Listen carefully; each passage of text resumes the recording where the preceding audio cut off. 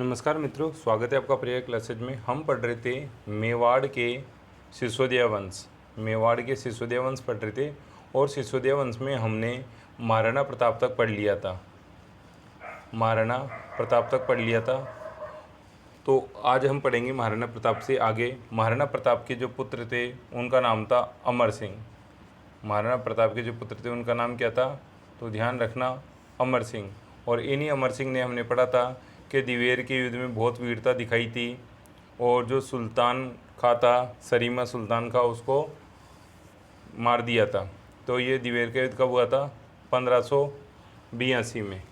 ठीक है, आगे हम बात करते हैं राणा अमर सिंह के बारे में। तो देखो, जो राणा अमर सिंह इनका एक चीज़ और ध्यान रखना, कभी कभी एग्जामिनर ऐसा दे देता है कि ये जो मेवाड़ मुग़ल संधि हुई किसके काल में हुई, यहाँ प्रथम भी दे देगा। तो ध्यान रखना राणा अमर सिंह है। और ये राणा अमर सिंह कौन से है? तो आप ये ध्यान रखना प्रथम। ठीक है, कि राणा अमर सिंह प्रथम थे, क्योंकि एक राणा अमर सिंह द्वितीय भी हुए। तो उस कंडीशन में आपको ध्यान रखना है कि ये अमर सिंह प्रथम थे। ठीक है, दूसरी बात आपको ये ध्यान रखनी है, इनका जो शासन काल रहा, इनका जो टाइम पीरियड रहा, इन्होंने जो शासन किया वो कब से कब तक किया? तो इनका टाइम पीरियड रहा है 1597 से लेकर के 1620। ठीक है, यानी लगभग 23 ईयर। महाराणा प्रताप की मृत्यु हुई थी 19 जनवरी 1597 को। उसके बाद इनको शासक घोषित किया गया। और शासक कहाँ घोषित किया गया, यानी इनका राज्याभिषेक कहाँ हुआ? तो ऐसे भी इतिहास में प्रश्न पूछे जाते रहे कि किसी राजा का राज्याभिषेक कहाँ हुआ। ठीक है, तो आपको ध्यान रखना महाराणा प्रताप का हुआ था गोगुंदा में प्रथम राज्याभिषेक। और इनका जो राज्याभिषेक हुआ वो हुआ था चावंड में। इनका राज्याभिषेक कहाँ हुआ? तो अमर सिंह का जो राज्याभिषेक हुआ वो हुआ था चावंड में। और अगर आपसे पूछ ले कि इनकी मृत्यु कहाँ हुई, तो आपको ध्यान रखना है जो इनकी मृत्यु हुई थी वो हुई थी गंगोदभव। ये एक जगह का नाम है, ये जगह भी पूछी जा सकती है।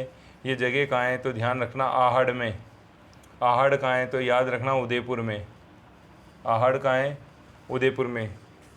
तो ये कुछ बातें जो आपको ध्यान रखनी है। इनमें सबसे इम्पोर्टेंट बात क्या है, इसमें शासनकाल इनका पूछा जा सकता है और दूसरा राज्याभिषेक। ये दोनों प्रश्न वेरी वेरी इंपॉर्टेंट, इनको आप याद रखिए। आगे हम बात करते हैं कुछ और महत्वपूर्ण प्रश्नों की, जिनमें आपको ये ध्यान रखना है कि इनका जो शासनकाल चला है 1597 से लेकर के 1620। तो ये जो टाइम पीरियड रहा है इसको भी हम दो भागों में बांट देते हैं। एक भाग हो जाएगा जिसमें इन्होंने अकबर से संघर्ष किया। तो इन्होंने जो अकबर से संघर्ष रहा, तो 1597 से लेकर के 1605 तक का टाइम पीरियड है, उसमें इनका अकबर से संघर्ष होता रहा। इन्होंने कहा कि मेरे पिताजी ने गुलामी स्वीकार नहीं की, ठीक है, आपकी अधीनता स्वीकार नहीं की, तो मैं कैसे आपकी अधीनता स्वीकार कर सकता हूँ, यानी तो ये उनसे संघर्ष करते रहे। फिर बाद में 1605 में जब अकबर की मृत्यु हो जाती है, तो 1605 से लेकर के 1615 तक, यानी लगभग 10 साल यहाँ पे 10 सालों तक, और 8 साल यानी लगभग 18 साल जब ये राजा बन गए, तो इनके जीवन के 18 साल तो संघर्ष में ही निकल गए।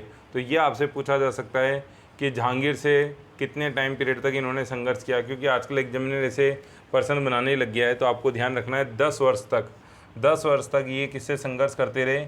जहांगीर से। जहांगीर से क्या किया इन्होंने? खूब मुकाबला किया, जहांगीर से अधीनता स्वीकार नहीं की मुग़लों की। तो ये दोनों चीज़ें आपको ध्यान रखनी है कि इन्होंने अकबर से संघर्ष कब तक किया था? 1605 में अकबर की मृत्यु नहीं हुई जब तक। उसके बाद जब जहांगीर शासक बना तो 5 से लेकर 15 तक, यानी कि 10 साल तक जहांगीर से इनका संघर्ष चलता रहा। आगे महत्वपूर्ण बात हम पढ़ते हैं कि इसी बीच क्या हुआ 1613 ईस्वी में। 1613 ईस्वी में जहांगीर ने अजमेर में दरबार लगाया। कहाँ पे दरबार लगाया? तो ध्यान रखना है अजमेर में। और अजमेर में दरबार लगाकर अमर सिंह को पकड़ने के लिए, किसको?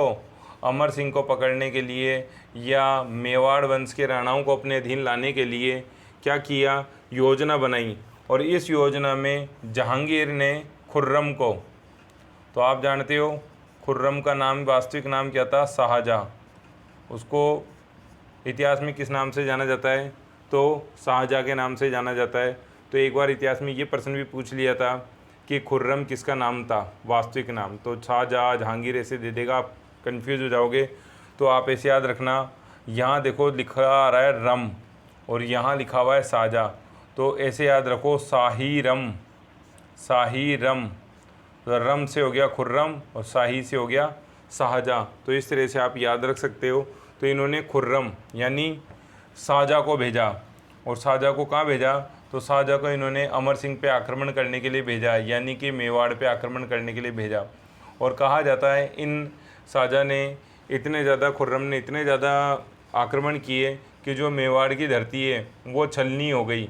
छलनी का मतलब है सब जने वहाँ दुखी हो गए, युद्ध से, रक्तपात से सबको घृणा होने लग गई।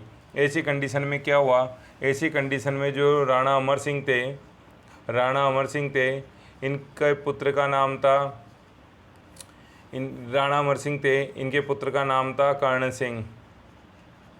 ठीक है, तो ये जो कर्ण सिंह थे ये अपने पिताजी के पास जाते और बोलते कि भाई ये युद्ध विराम करो, और युद्ध विराम जब भी हो सकता है जब हम क्या कर लें, संधि कर लें। तो आपको ध्यान रखना है, एक तो कर्ण सिंह थे, इसके अलावा सिसोदिया सरदार थे, सिसोदिया सरदार, क्योंकि ये सिसोदिया ही वंश पढ़ रहे हैं तो ये सिसोदिया सरदारों के कहने पर। और इसमें भी एक नाम विशेष हमको देखने को मिलता है, हरिदास झाला। तो ये भी मोस्ट है, इसको पूछा जा सकता है कि किसके कहने पे इन्होंने, तो हरिदास झाला। तो जब इन्होंने देखा कि ये सरदार लोग, जनता भी परेशान है इन युद्धों से, ठीक है, नहीं तो अमर सिंह जी नहीं चाहते थे, उन्होंने कहा कि जब मेरे पिता ने अधीनता स्वीकार नहीं की तो मैं भी नहीं करूँगा। लेकिन जब उन्होंने देखा कि मेरे बच्चे भी दुखी हो रहे, मेरे जो साथी गण हैं, सरदार है, वो भी दुखी हो रहे, और अन्य जो जनता के जनसेवक है वो सारे दुखी हो रहे, तो इन सब लोगों के कहने पर इन्होंने संधि की शर्त स्वीकार कर ली। और फिर हम पढ़ते हैं मुग़ल मेवाड़ संधि। तो यहाँ पे अमर सिंह जब पढ़ते हैं तो इसमें एक बहुत महत्वपूर्ण प्रश्न बनता है कि मुग़ल मेवाड़ संधि कब हुई, मुग़ल मेवाड़ संधि, मेवाड़ संधि। तो ये भी एक इम्पोर्टेंट है, इसको भी मोस्ट है, आप बार बार पढ़ना, याद कर लेना कि ये कब हुई थी। तो मुग़ल मेवाड़ संधि हुई थी आपके 5 फरवरी 1615 को। ठीक है, ये संधि हुई थी 5 फरवरी 1615 को। तो कैसे याद रखोगे वो आपको बताते हैं।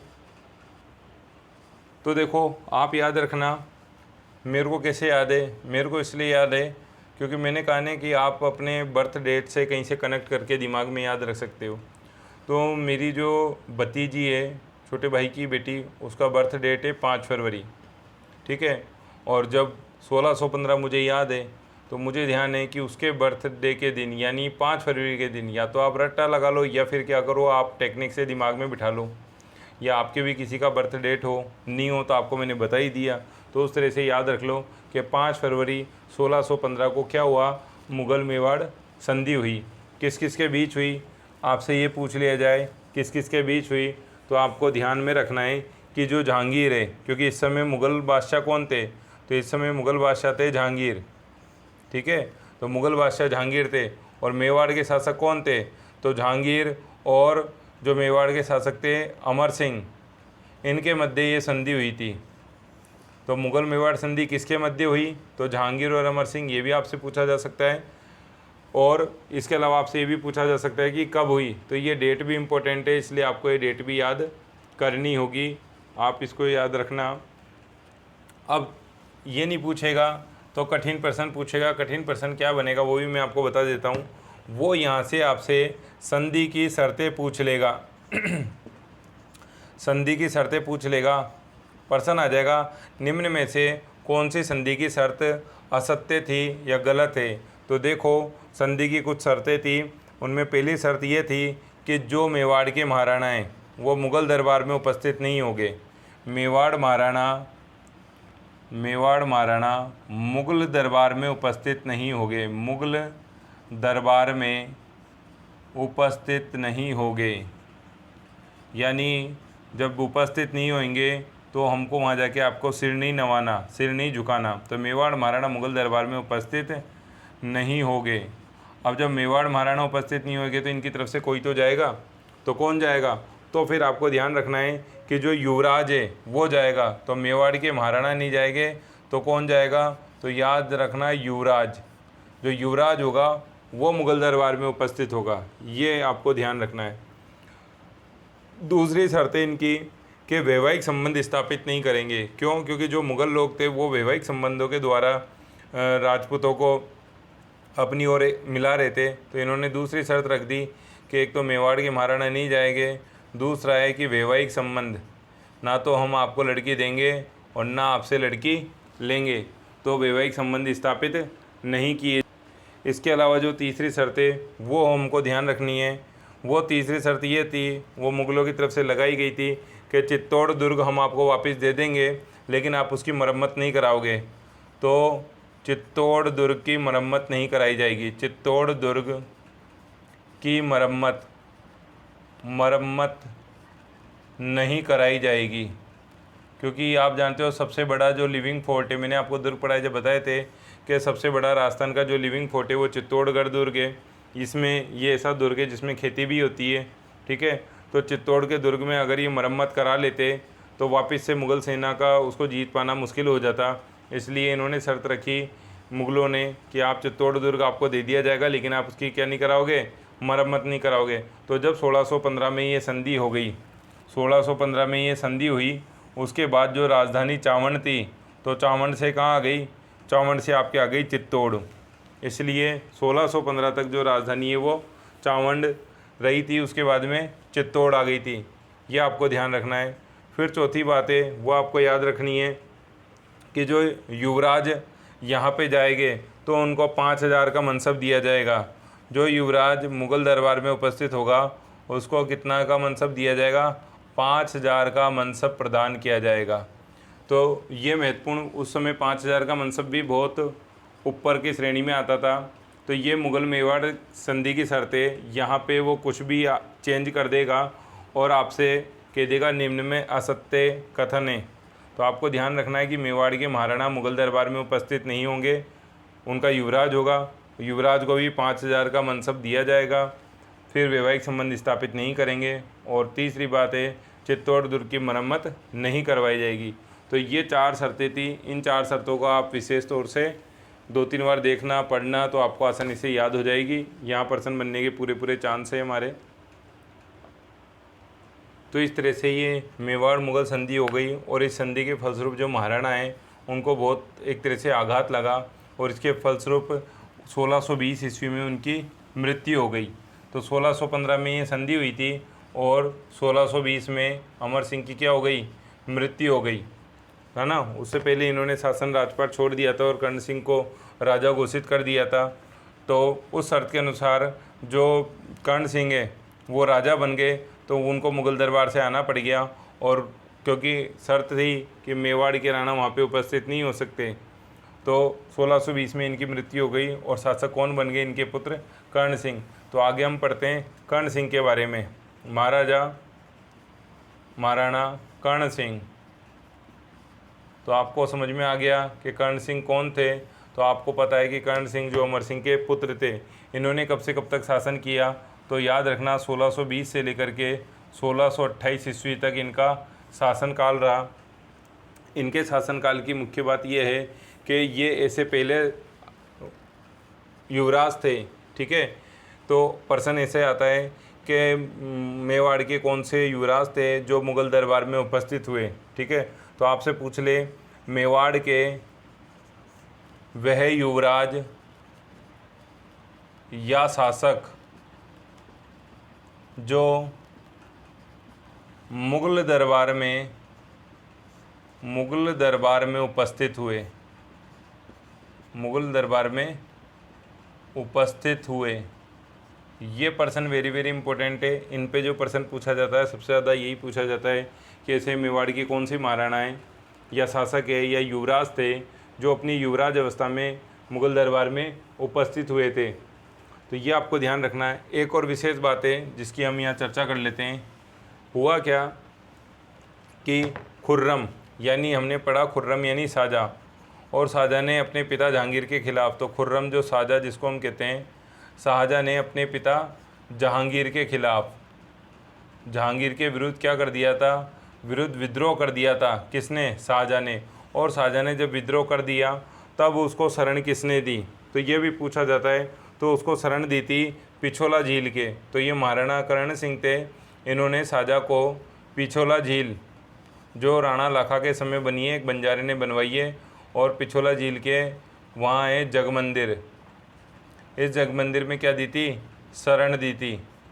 तो ये भी प्रश्न पूछा जाता है कि खुर्रम ने विद्रोह किया तब उसको शरण किस मेवाड़ के महाराणा ने दी, तो महाराणा कर्ण सिंह ने दी थी। ठीक है, खुर्रम यानी शाहजहाँ। कहाँ पे दी? तो पिछोला के जग मंदिर में दी थी। तो ये विशेष बात है। यही वो पिछोला झील है जहाँ के जग मंदिर में जब अंग्रेज अधिकारी 40 अंग्रेज नीमच से भाग कर के आएंगे, तब जो राजा थे उस समय स्वरूप सिंह, उन्होंने भी इसी पिछोला झील के जग मंदिर में उन लोगों को शरण दी थी। तो ये 1857 की क्रांति में मैंने आपको पढ़ाया है, तो वहाँ पे भी ये चीज़ है, वहाँ से आप इसको याद रखना। और एक बात आपको ध्यान रखनी है कि ये जो खुर्रम है शाहजहाँ, और आप जानते हो शाहजहाँ ने क्या बनवाया था, तो शाहजहाँ ने बनवाया था ताजमहल। तो कई इतिहासकार ऐसे कहते हैं कि शाहजहाँ ने जो ताजमहल बनवाया था वो इस जो ये जग मंदिर बना हुआ है, जग मंदिर को देख करके शाहजहाँ के मन में भी विचार आया कि मैं भी इस तरह का कोई खूबसूरत नमूना बनाऊं, और उस अवेज में उसने ताजमहल का निर्माण करवाया। तो ये भी पूछ ले कभी कि शाहजहाँ को कौन सी इमारत को देखने के बाद ताजमहल बनाने का विचार आया, तो ध्यान रखना पिछोला झील का जो जग मंदिर है उसको देखने के बाद उसका विचार आया कि मुझे भी इस तरह का कुछ बढ़िया शिल्प बनाना चाहिए, और उसने ताजमहल का निर्माण करवाया। आगे चलते हैं हम राज सिंह के बारे में। तो जो महाराणा राज सिंह हैं, इनके बाद जो प्रमुख शासक हुए, कर्ण सिंह के बाद अन्य भी हुए, लेकिन जो हम प्रमुख शासक पढ़ रहे हैं तो उनमें हमारे जो फेमस नाम आता है वो आता है महाराणा राज सिंह। और इनका मुकाबला होता है, ये मान लो, औरंगजेब से। तो औरंगजेब से शुरू में मैत्रीपूर्ण संबंध थे और बाद में ये औरंगजेब के खिलाफ़ हो गए, औरंगजेब भी इनके खिलाफ़ हो गया। तो इनका जो टाइम पीरियड माना गया है वो माना गया है 1652 से लेकर के 80 ईस्वी। ये आपको ध्यान रखना है, 1652 से लेकर के 80 ईस्वी। ठीक है, फिर आगे हम बात करते हैं। ये ऐसे शासक थे जिन्होंने मुग़ल मेवाड़ संधि का खुलकर विरोध किया, और मुग़ल मेवाड़ संधि में था कि चित्तौड़ की दुर्ग की आप मरम्मत नहीं कराओगे, और इन्होंने क्या किया, चित्तौड़ दुर्ग की मरम्मत का काम चालू करा दिया। तब कहा जाता है कि एक व्यक्ति था सादुल्ला खां, उसके नेतृत्व में सेना भेजी गई। तो ये नाम भी आपको याद रखना है। और जब ये सादुल्ला खां सेना लेके आया तो महाराणा ने फिर जो दुर्ग का जो मरम्मत कार्य है वो बंद करवा दिया, क्योंकि इसने चेतावनी दी या तो आप बंद कर दो, नहीं तो हम। तो फिर उस कंडीशन में महाराणा ने दुर्ग का मरम्मत कार्य बंद करवा दिया। कहा जाता है कि शुरू में जो औरंगजेब है उससे इनके मैत्रीपूर्ण संबंध थे, लेकिन बाद में शादी को लेकर के, क्योंकि एक किशनगढ़ की राजकुमारी थी, किशनगढ़ की राजकुमारी है और उसका नाम है चारुमती, और उसकी शादी की जा रही थी औरंगजेब से। किससे की जा रही थी? औरंगजेब से। लेकिन उसने पत्र लिखा, चारुमती ने पत्र लिखा किसको? राज सिंह को। ठीक है, चारुमती ने राज सिंह को पत्र लिखा कि मैं आपसे शादी करना चाहती हूँ, मैं किसी मुसलमान या ठीक है औरंगजेब से शादी नहीं करना चाहती। उस कंडीशन में कहा जाता है कि राज सिंह जैसे कृष्ण भगवान रुक्मणी को बचाने गए थे, तो उसी तरह का पत्र में इन्होंने लिखा था।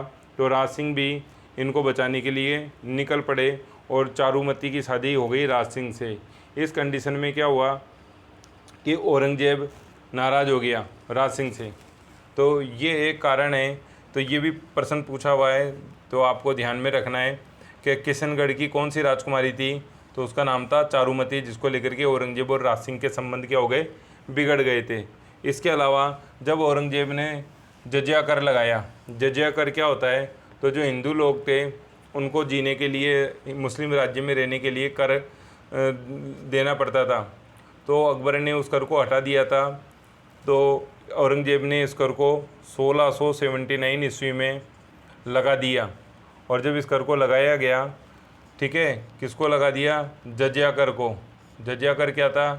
तो ध्यान रखना, हिंदुओं से लिए जाने वाला कर, एक धार्मिक कर था, हिंदुओं से लिए जाने वाला, लिया जाने वाला धार्मिक कर, ये आपको ध्यान रखनी है। ठीक है, तो हिंदू से या हिंदुओं से लिए जाने वाला एक धार्मिक कर था जजिया कर।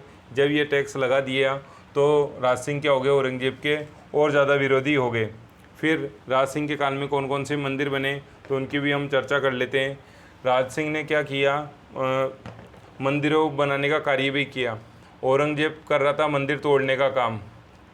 औरंगजेब ने, कहा जाता है कि मथुरा के जितने भी मंदिर थे उनको तोड़ने का काम प्रारंभ कर दिया, और वहाँ के जो साधु सन्यासी थे वो श्रीनाथ जी की मूर्ति, वहाँ जो कृष्ण भगवान की मूर्ति थी वो लेकर के आए, और औरंगजेब ने कहा था कि अगर इनको कोई भी शरण देगा तो मैं उसका भी नाश कर दूंगा, विनाश कर दूंगा।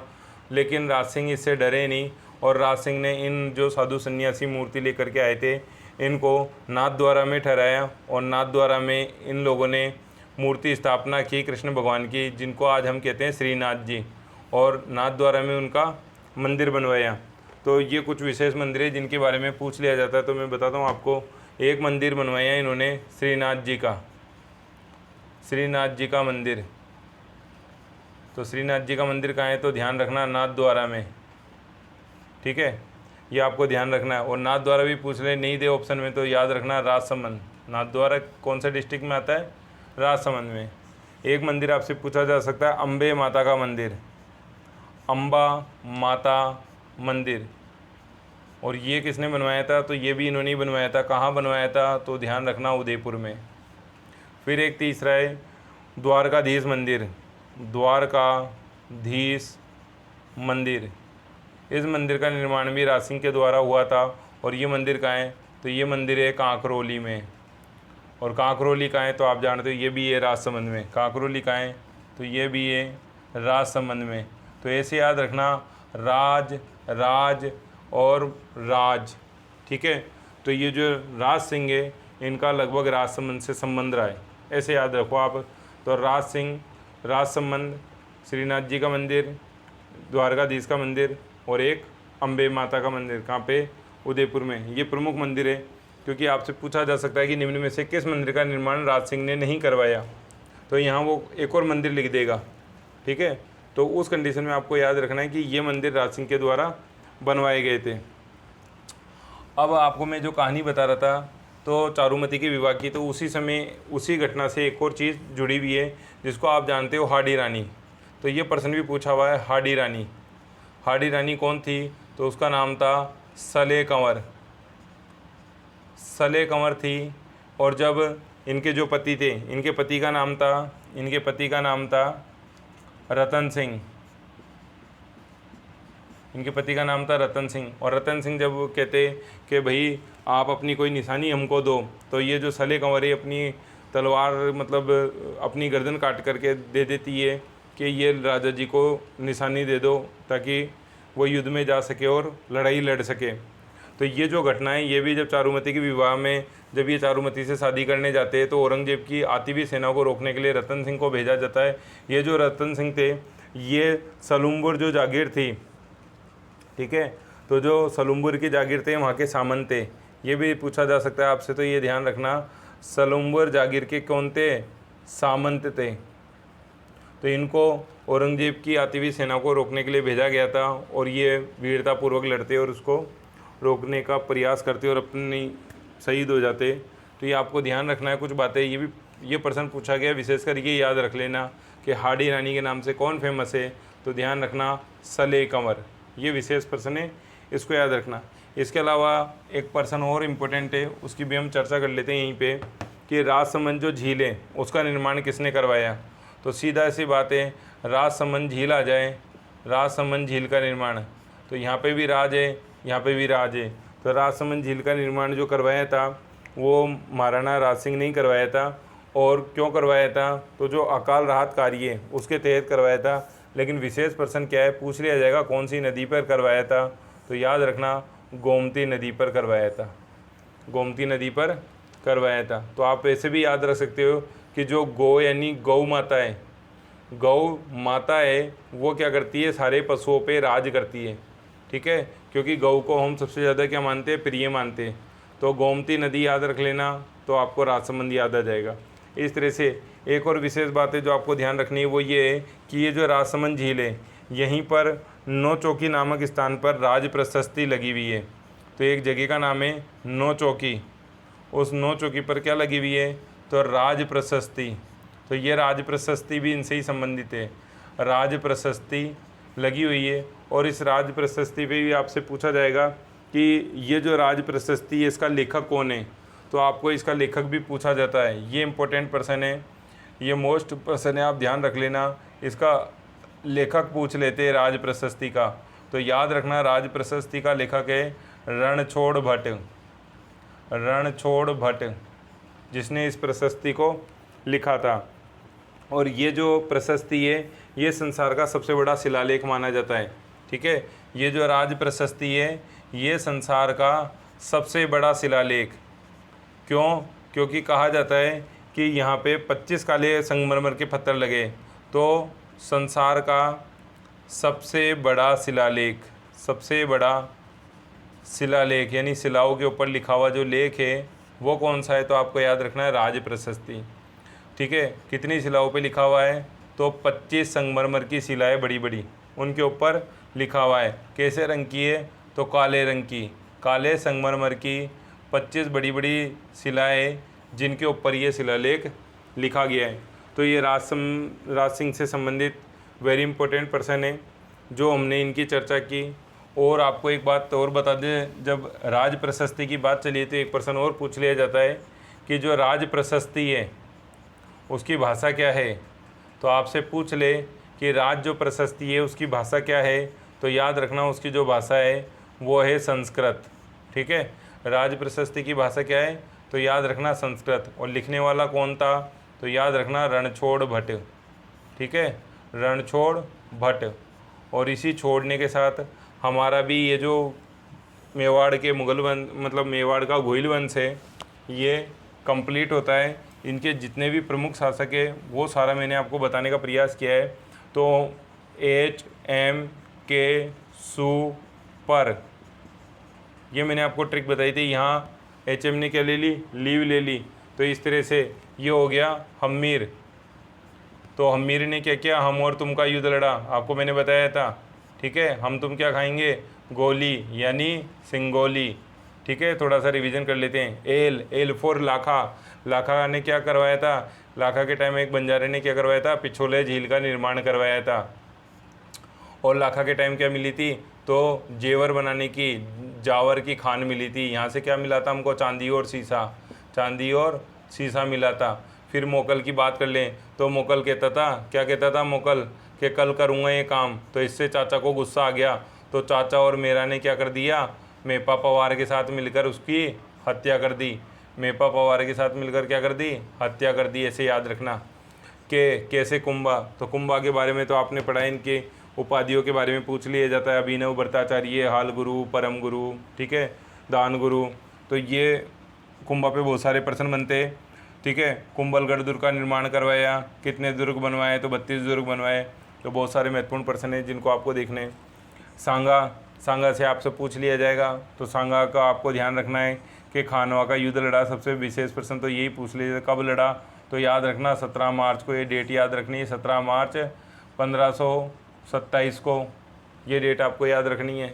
उदय सिंह पे एक पर्सन विशेष है कि जब 1567 में अकबर ने आक्रमण किया चित्तौड़ पे, तो ये वहाँ से जंगलों में चले गए थे। तो उस समय शासक कौन था, तो उस समय उदय सिंह था। किसको सत्ता सौंप दी थी, तो जयमल राठौड़ और पत्ता सिसोदिया को ये अपनी सत्ता सौंप के, ठीक है, चित्तौड़गढ़ दुर्ग का कार्यभार सौंप कर चले गए थे। पी से प्रताप, तो महाराणा प्रताप के बारे में हमने पढ़ाई है। हल्दी घाटी का युद्ध, ठीक है, दिवेर का युद्ध, चावंड को राजधानी बनाया, ये सारी चीज़ें आपको याद रखनी है। अमर सिंह में सबसे इम्पोर्टेंट पर्सन है मुगल मेवाड़ संधि। तो आपको मैंने बता ही दिया, 5 फरवरी 1615 को हुई थी। ठीक है, और 1620 में इनका देहांत हो गया। और राज सिंह, ठीक है, तो यहाँ पे भी अपन ने एक एक्स्ट्रा पढ़े, जिसे अमर सिंह के बाद ही कर्ण सिंह, ठीक है, तो वो एक्स्ट्रा में पढ़ लिए कर्ण सिंह। तो कर्ण सिंह के बारे में आपको बताया मैंने कि पिछोला झील पे शाहजहाँ को शरण दी थी। और राज सिंह, तो राज सिंह की जो मेन बात है वो एक तो राज प्रशस्ति है, एक है औरंगजेब का विरोध करना, चित्तौड़गढ़ दुर्ग का निर्माण करवाना। ठीक है, तो ये जितने भी प्रश्न मैंने आपको बताए ये सारे इंपॉर्टेंट है कि हमने शॉर्ट में रिवीजन भी कर लिया। तो इस तरह से हमारे ये मेवाड़ के जो गोहिल वंश है ये संपूर्ण होता है। नेक्स्ट वीडियो में हम चर्चा करेंगे अगले वंश के बारे में, अगले राजपूत वंश के बारे में। तो वीडियो आपको पसंद आया तो आप इसको लाइक कीजिए, कमेंट कीजिए। Thank you.